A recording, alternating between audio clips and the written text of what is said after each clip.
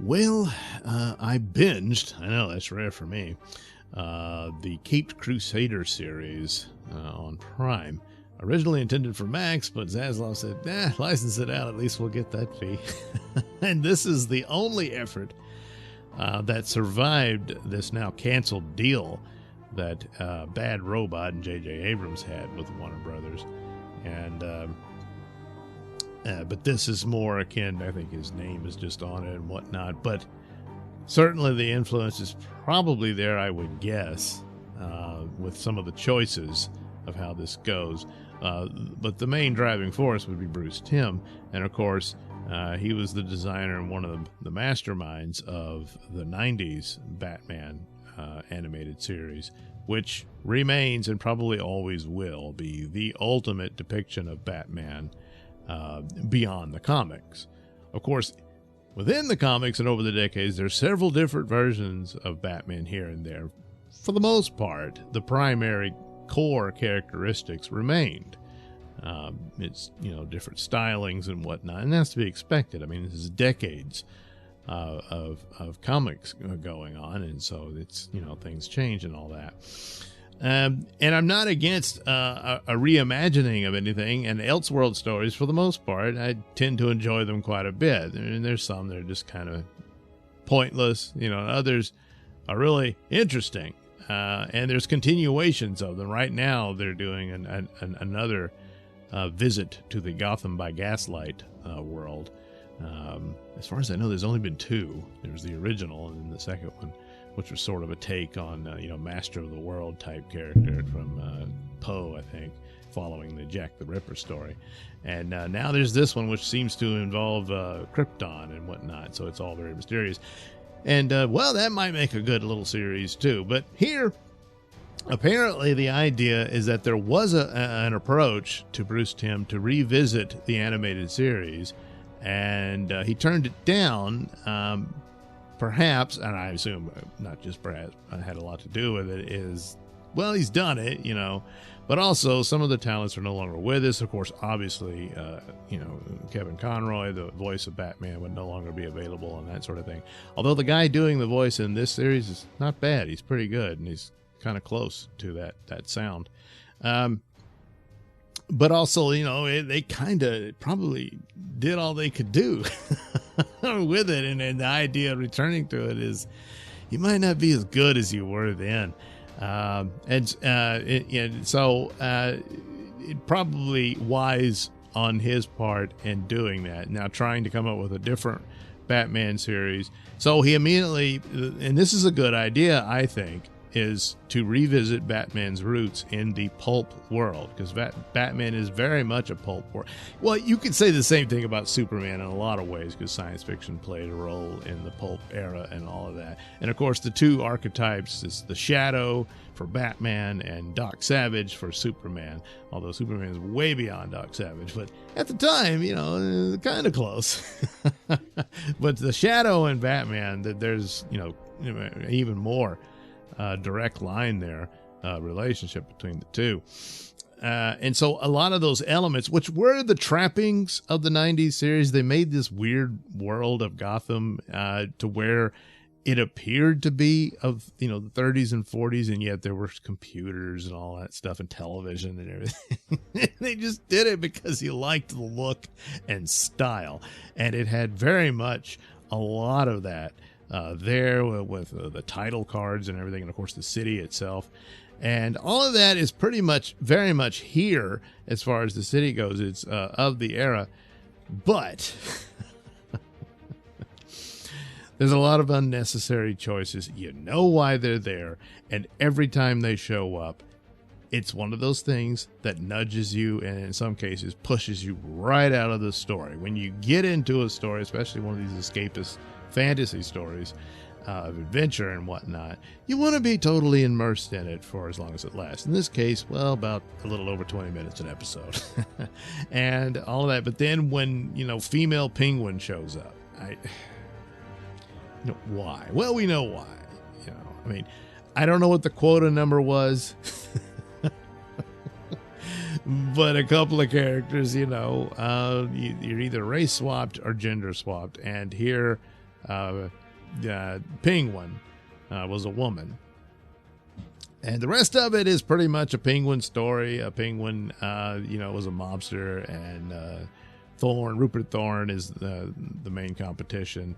And as a result of Batman defeating the Penguin, he leaves everything open to Thorne, and there's a guilt on that. Some of, and in these narratives and plot lines, that's not bad. And this is the kind of thing, because it's an ongoing story. Even though it's rather episodic, there's these ongoing arcs and consequences for things that happen.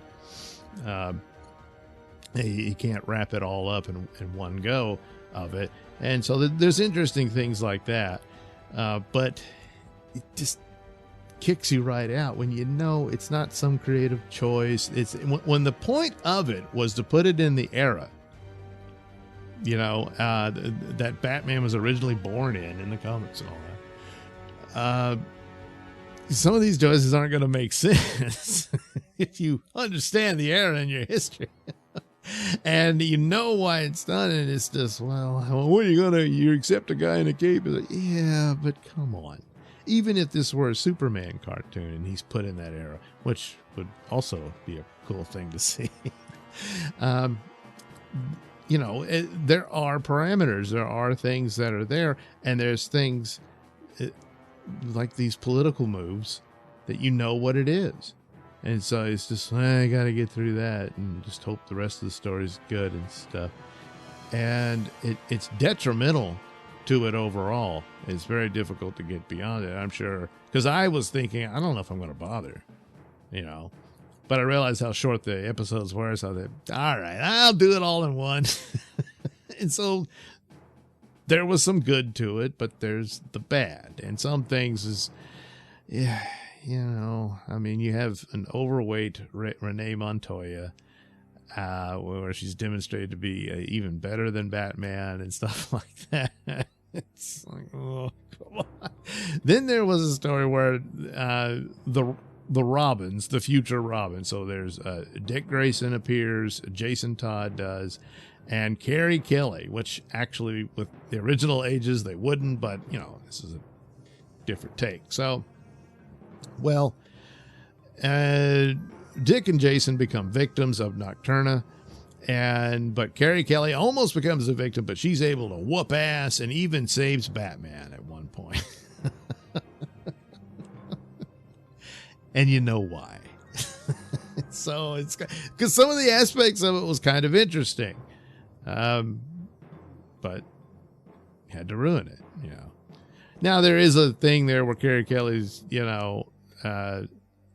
Nocturna burn in the sunlight and all this stuff, and Batman refuses. He ends up saving the girl, and Nocturna is a young girl in this iteration and all that. So there's a certain lesson of of the nobility and honor of Batman, and that he's a heroic man. He's not just about vengeance and punishment and all that.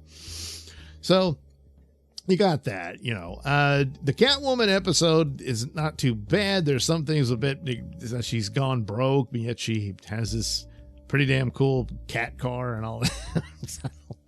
And it was mostly had a lot of comedic elements to it, but that actually kind of worked in some ways. Wasn't too bad, but yeah, and I'm surprised, because it's basically that's Batman and that's Catwoman. Thought they would mess it up, and she's in her old outfit that she had for a while and stuff like that. Now the Two-Face story, which is teased throughout, and you meet Harvey Dent, and he's a bit of an a-hole in this, and he's into politics. He's trying to do the right thing, but he ultimately gets corrupted and whatnot. And ultimately, he becomes Two-Face, but it's basically the same story, and so you change everything else up, but, this one, you're just doing the Two-Face story again, which is a good story, of course. But there was really no new angle to it or anything like that. And, and then there's a tragedy to Two-Face, and so that plays out. And then there's a teaser for who to possibly show up in, another season. provided they get one. Because a lot of these shows, when and they drape it with a lot of woke trappings and whatnot. There would usually be an episode or two in the seasons that would actually be good, or maybe even above adequate. And sometimes the crappy Doctor Who episodes could get one. Not recently, but and Star Trek, well, STD never really did, but not Brave New Worlds, Strange New Worlds did. Stuff like that. But it's almost like that's worse, because it's like you see, you could have done something good. Here, there's all kinds of elements that are good. The animation's good. The atmospherics are good. All that stuff that really evokes the pulp noir era that Batman truly belongs in. And all that stuff is there. And yet, race swap this character, gender swap that one, It's just, oh, damn it. Now, Harley Quinn, the way they did it is interesting, because it's pretty much an entirely different character, not just because of the race swapping, but this sort of weird psychological horror movie type character that she is, and it utilizes her skills in psychiatry to prey upon her victims. Of course, now it's all a statement on all her victims are these white rich men that she torments. But she's the villain. Then a lot of times, these stories, hey, maybe she had a point, where they really went to trouble. They were bad guys and all this. It's sort of like the stupid ending to Falcon and Winter Soldier, where he berates the victims of a mass murderer. Stuff like that, But mostly here was like, oh, it's very sad because Harley and Renee Montoya were beginning a budding romance, but then she got caught and she had to escape and run away. So, she'll show up again.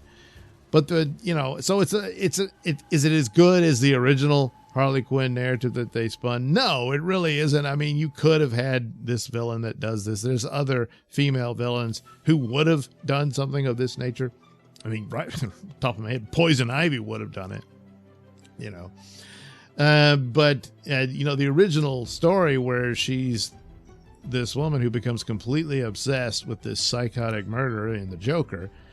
Well, these things do happen in real life. You've got these women who fantasize about serial killers and they write love letters to them and all this. Some of them even marry them and stuff like that. It's some sort of attraction to it between two broken minds, and boy, that's a lot of stuff to plow and use, but in this era, somehow that's seen as a detriment to women overall.